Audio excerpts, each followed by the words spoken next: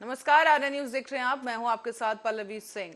मुख्यमंत्री योगी आदित्यनाथ ने शुक्रवार की सुबह ही सोनभद्र में पार्टी की ओर से महाजन संपर्क अभियान की शुरुआत की है और इसके साथ ही उन्होंने 414 करोड़ रुपए की 217 परियोजनाओं का लोकार्पण और शिलान्यास किया है। आपको बता दें कि डाइट परिसर और मौरा में मुख्यमंत्री ने परियोजनाओं के लोकार्पण और शिलान्यास के बाद जनता को संबोधित भी किया। प्रधानमंत्री मोदी जी के 9 वर्ष के सफलतम कार्यकाल की उपलब्धियों को लेकर के आगामी कार्यक्रमों के प्रति अपने आशीर्वाद देने के लिए यहां पर उपस्थित हुए हैं। मैं इसके लिए आप सभी का हृदय से अभिनंदन करता हूं। भाइयों बहनों, जब सोनभद्र में आना है तो स्वाभाविक रूप से अपनी जिम्मेदारियों को भी निर्वहन करें। इस दृष्टि से आज इस जनपद के विकास से जुड़े हुए 414 करोड़ लागत की विभिन्न परियोजनाओं का लोकार्पण और शिलान्यास का कार्यक्रम भी संपन्न हुआ है। मैं इसके लिए आप सभी सोनभद्र वासियों को, माननीय जनप्रतिनिधियों को हृदय से बधाई देता हूं। इसके लिए मैं अतिरिक्त अभिनंदन का आप सबका करता हूं। भाइयों बहनों, इसके साथ ही एक कृषि विज्ञान केंद्र का भी शिलान्यास आज यहां पर हुआ है। हमारे अन्नदाता किसानों को कृषि क्षेत्र में तकनीक की जानकारी देने, कृषि क्षेत्र में प्रगति को और अच्छे ढंग से आगे बढ़ाने के लिए कृषि विज्ञान केंद्र भारत सरकार के सहयोग से आज यहां शिलान्यास किया जा रहा है। आज जब मैं प्रातःकाल आया तो मैं सबसे पहले जैसे ही यहां पर इस धरती को नमन करने के बाद मैंने सबसे पहले यहां पर निरीक्षण किया निर्माणाधीन मेडिकल कॉलेज का। भाइयों बहनों, अनुमान करिए, मेडिकल कॉलेज सोनभद्र में आज से 6 वर्ष पहले ये सपना था, लेकिन अब हकीकत बन चुकी है कि हमारे सोनभद्र में भी अपना एक मेडिकल कॉलेज होगा और भव्य मेडिकल कॉलेज यहां बनने जा रहा है। भाइयों बहनों, अगले सत्र में यहां पर हम प्रवेश भी करवाएंगे। सोनभद्र से, मिर्जापुर, भदोही से जुड़े हुए छात्रों को अब पढ़ाई लिखाई के बाहर नहीं जाना होगा।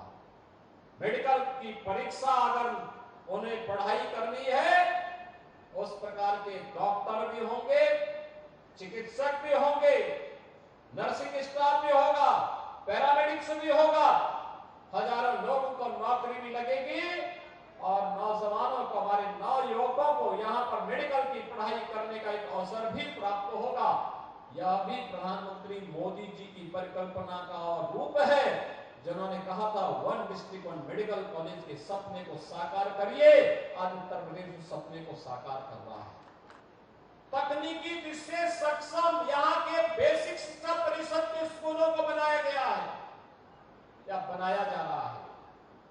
और मैं अब यहाँ के प्रशासन से कहूंगा कि डिस्ट्रिक्ट मिनरल फंड का उपयोग सुदूर क्षेत्रों में स्थापित जो प्राथमिक स्वास्थ्य केंद्र हैं, उन सभी प्राथमिक स्वास्थ्य केंद्रों के साथ साथ यहां पर जितने उद्योग लगे हैं, उनके CSR मद के पैसे का उपयोग भी यहां पर हेल्थ ATM लगाने के लिए करें और हेल्थ ATM को जिला चिकित्सालय के साथ या KGMU और RML के साथ या FTPGI के साथ या BHU के साथ जोड़ करके सुदूर क्षेत्रों में रहने वाले हमारे जो वनवासी भाई बहन हैं, यहाँ के जनजातीय समाज से जुड़े हुए नागरिक हैं, उन लोगों को बेहतर स्वास्थ्य की सुविधा प्राप्त हो। अब एक पुख्ता व्यवस्था टेक्नोलॉजी के माध्यम से बेहतरीन स्वास्थ्य की सुविधा वहां पर उपलब्ध कराने की दिशा में हमको कदम बढ़ाने पड़ेंगे। तेजी के साथ प्रदेश के अंदर एक कार्य प्रारंभ हुआ।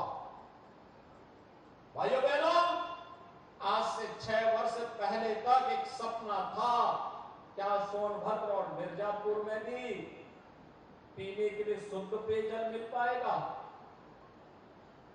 कुछ गांवों में चालू कर चुके हैं, कुछ गांवों में अगले कुछ महीनों के अंदर प्रारंभ हो जाएंगे। हर घर नल की योजना, जल जीवन मिशन के अंतर्गत हर घर नल की योजना।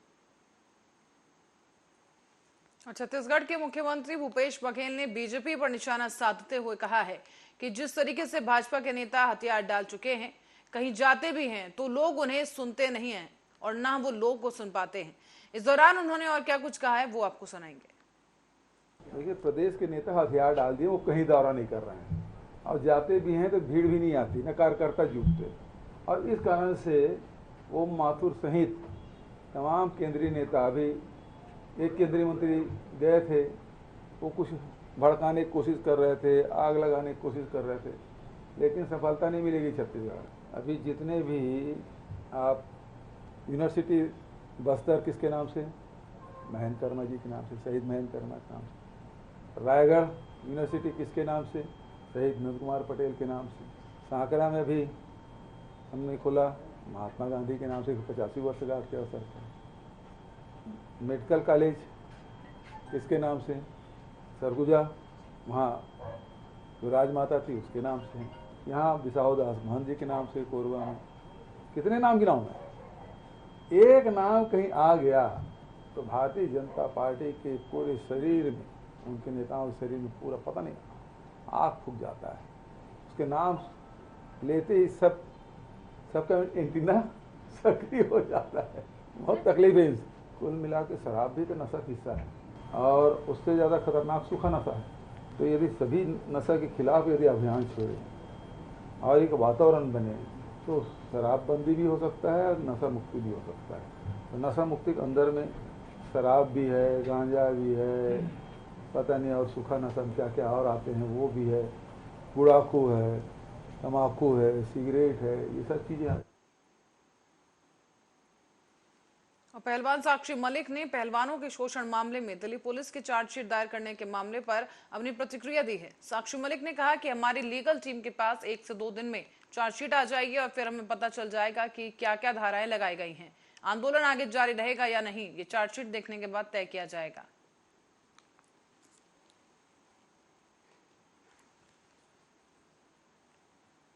देखो, कल चार्जशीट में जो है वो दोषी करार उनको दिया गया है और बाकी क्लियर जब होगा, जब हमारे जो लीगल टीम ने है एप्लीकेशन डाली है, 1-2 दिन में उनके हाथ में चार्जशीट आ जाएगी। देन वो क्लियर बता पाएंगे कि क्या क्या चार्जेस लगे हैं और आगे क्या क्या प्रोसेस होगा। मौत को कड़ी जो धारा है वो हटाई गई है, इस पर क्या कुछ बोलेंगे आप? देखो, ये पुलिस ने हटाई है, लेकिन जैसा हमने सुना है सुप्रीम कोर्ट के अंदर ये है कि सुप्रीम कोर्ट डिसाइड करता है कि वो कौन से वाले बयानों को मानेगा, पहले वाले या जो भी बाद में हुआ है।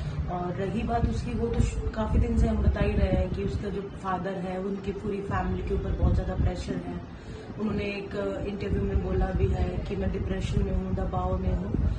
तो इससे तो क्लियर यही समझा जाता है कि उन्हें दबाव के कारण वो टूट चुके हैं। देखो, ये तो हमारी पहली हमारी मांग थी कि फेडरेशन में उसके घर का कोई भी आदमी ना हो, दूर दूर तक का रिलेशन का ना हो, क्योंकि हम चाहते हैं कि नई फेडरेशन का निर्माण हो जिसमें खिलाड़ी भी हो सकते हैं और जो फेडरेशन को अच्छा भी चला सकते हैं, कोई और अच्छे इंसान भी हो सकते हैं। बस मैं इतना ही कहना। देखो, कल चार्जशीट में जो है वो दोषी करार उनको दिया गया है।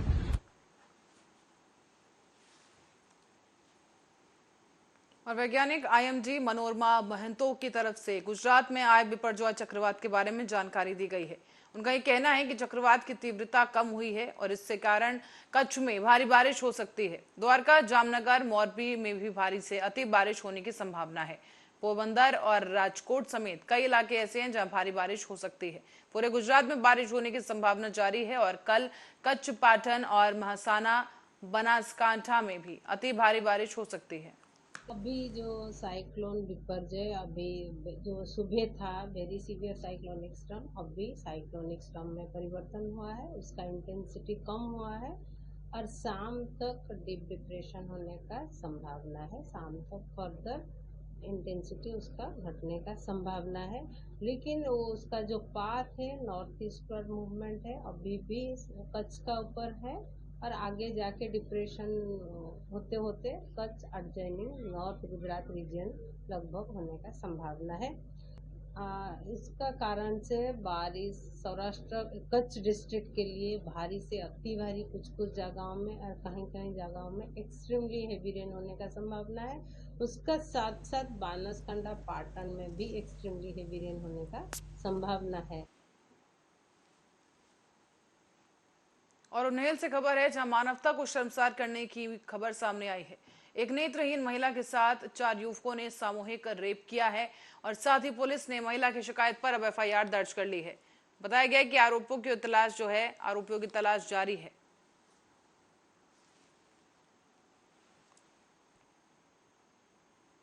खबर मुरादाबाद से है जहां पुलिस लाइन में तैनात जवान ने फांसी लगाकर आत्महत्या कर ली है। मझौला थाना क्षेत्र के बुद्धि विहार का यह मामला है जहां पर जवान ने फांसी लगाकर अपनी जान दे दी। मिली जानकारी के मुताबिक मृतक की पत्नी भी पुलिस विभाग में है और ट्रेनिंग सेंटर में ट्रेनिंग ले रही है। जवान ने किसी तरह से वहां से निकलकर आत्महत्या की और बताया जा रहा है कि आत्महत्या की वजह फिलहाल अभी स्पष्ट नहीं हो सकी है।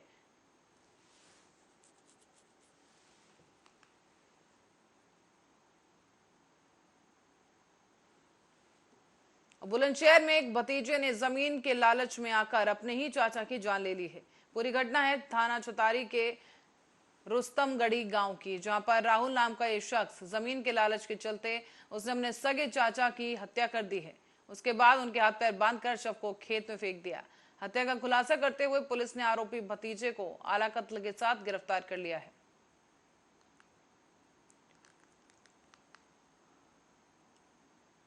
मामला यह है कि थाना छतारी अंतर्गत एक गांव है रुस्तमगढ़ी, और इसी गांव के दोनों लोग रहने वाले हैं आपस में, चाचा भतीजे।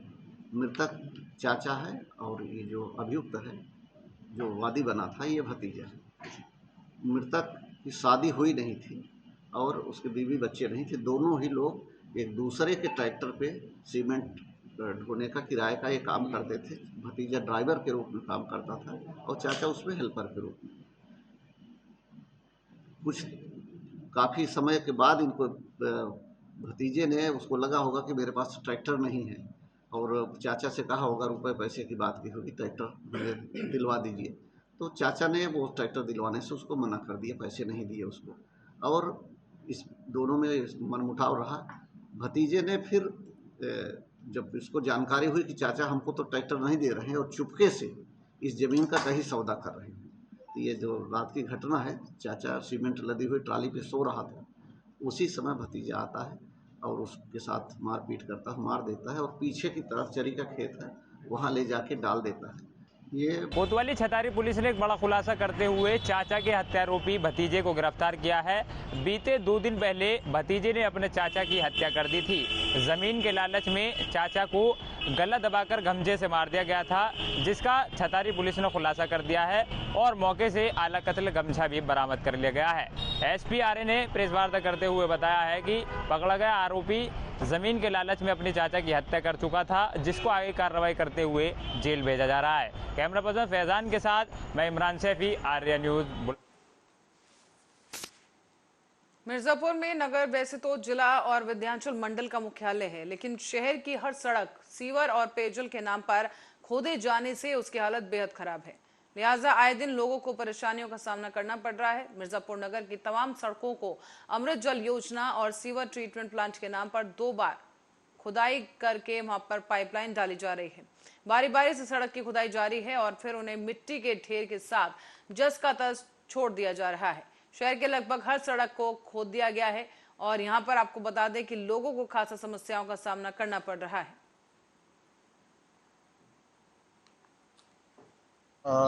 इसमें हमने एक गाना सुना था कि न जाने किस मोड़ पर नारायण मिल जाएगा, और जहाँ तक हमें ये लगता है कि अगर सामने साक्षात भगवान आ गए तो ये सोचना है कि हम जिंदा है कि वहाँ पहुँच गए। ये हमारी स्थिति है। इस वक्त क्या स्थिति? सड़क से जर्जर है, बारिश भी होने वाली है तो अब भाई देखिए किसका क्या सिस्टम है क्या नहीं है, उनकी क्या मजबूरी हम नहीं जानते, लेकिन हाँ हम लोगों को बहुत दिक्कत हो रही है। हम किसी को वो इल्ज़ाम नहीं दे रहे, सबका अपना अपना सिस्टम।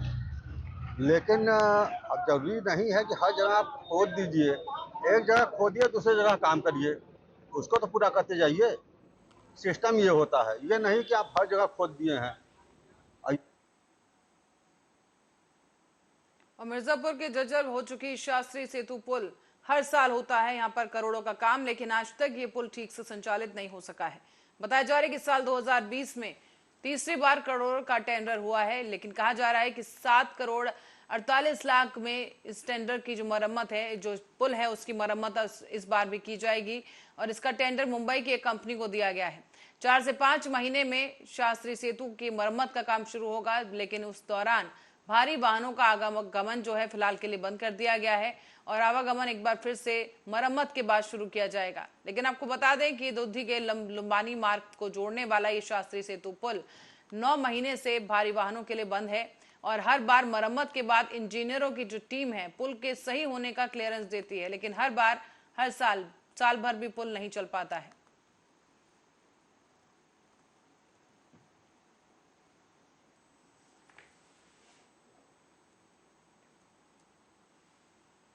मुख्यमंत्री योगी आदित्यनाथ और सुभाषपा के राष्ट्रीय अध्यक्ष ओम प्रकाश राजभर के बीच देर रात को वाराणसी के सर्किट हाउस में एक मुलाकात की खबर लगातार सामने आ रही है। इस मामले पर मीडिया ने राजभर से जब पूछा तो राजभर ने मुलाकात वाली बात से साफ इनकार कर दिया है।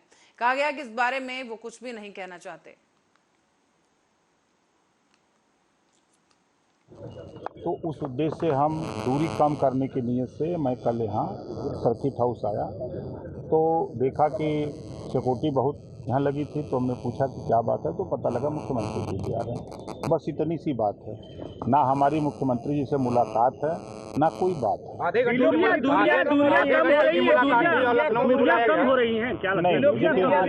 नहीं देखिए, जो आप लोग बता रहे हैं इसमें एक पैसे की भी सच्चाई नहीं है।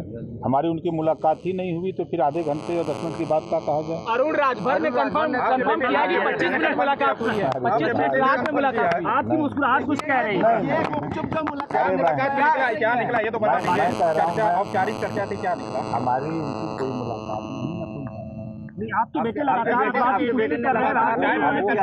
चाय पर भी आप लोग बैठे थे, ऐसा कुछ आपके बेटे ने पूछा नहीं ऐसा कुछ कहीं ऐसा तो नहीं लखनऊ जाकर सारा कुछ बताएंगे? नहीं ऐसा कुछ नहीं ना, लखनऊ बताने का हम संभावनाएं क्या है, संभावनाएं क्या, सियासत संभावनाओं का खेल होता है। देखिए जो चर्चा है वो शादी का कार्यक्रम था, शादी के कार्यक्रम में जैन जी भी आए, राम गोविंद चौधरी जी भी आए, अंबिका चौधरी जी भी आए, उसी में प्रदेश अध्यक्ष भूपेंद्र चौधरी जी भी आए, पूर्व मुख्यमंत्री केशव मौर्य जी भी आए, तमाम लोग आए। तो ये तो एक संबंध है अपना, तो संबंध के नाते सभी दलों के लोग आए। अब उसको तिल का ताड़ लोग बनावे तो हम क्या करें? देखिए हम कोई भी बात आप लोगों के सामने बोलते हैं ना तो वो सही बोलते हैं, हम झूठ नहीं बोलते।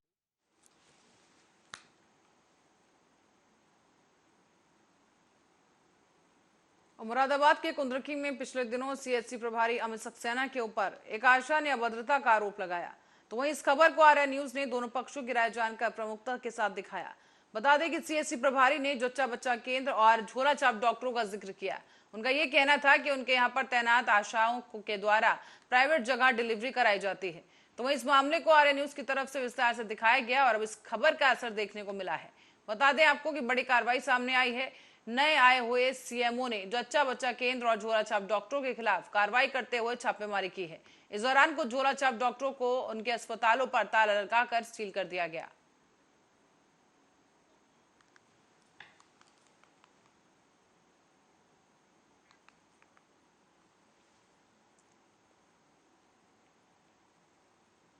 मध्य प्रदेश के दतिया में आने वाले विधानसभा चुनाव को लेकर सरकार ने प्रशासनिक स्तर पर तैयारियां शुरू कर दी हैं। इसी के मद्देनजर ईवीएम वेयरहाउस में रखी गई मशीनों को चेक किया जा रहा है। इसे एफएलसी यानी कि फर्स्ट लेवल चेकिंग कहा जाता है और दतिया में भी एफएलसी पिछले कुछ दिनों से जारी है। बताया जा रहा है कि आगे भी 4 से 5 दिनों तक एफएलसी जारी रह सकती है। इस मामले पर जिला निर्वाचन अधिकारी और कलेक्टर संजय कुमार भी बेल कंपनियों के साथ इंजीनियरों के साथ वहां पर पहुंचे और ईवीएम वेयरहाउस में चेकिंग की गई। उन्होंने मशीनों के रखरखाव से लेकर उनके सांद्रण के बारे में भी जानकारी ली है।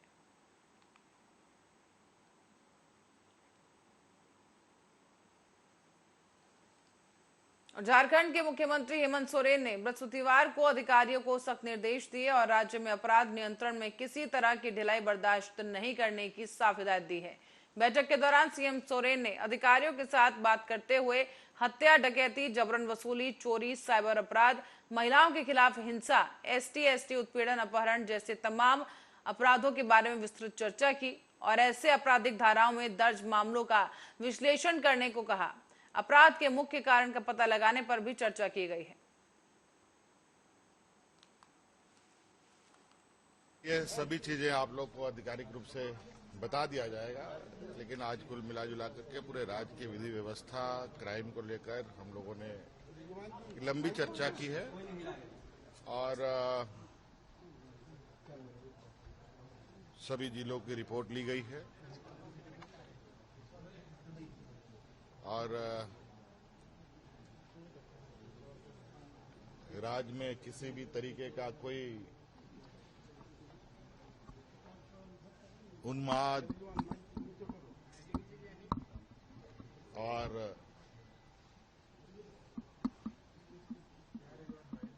विधि व्यवस्था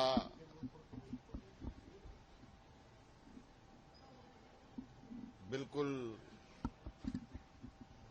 मजबूती से बना रहे, कोई भी तरीके का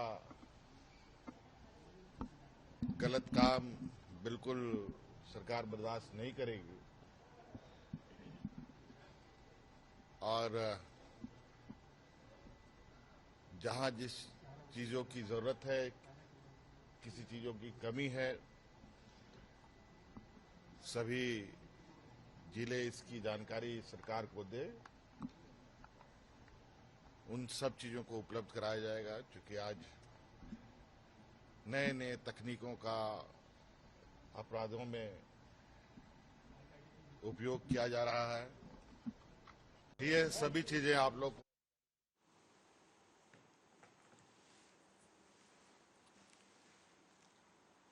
खबरों में फिलहाल के लिए इतना ही। देश दुनिया की तमाम खबरों के लिए देखते रहिए आर्या न्यूज।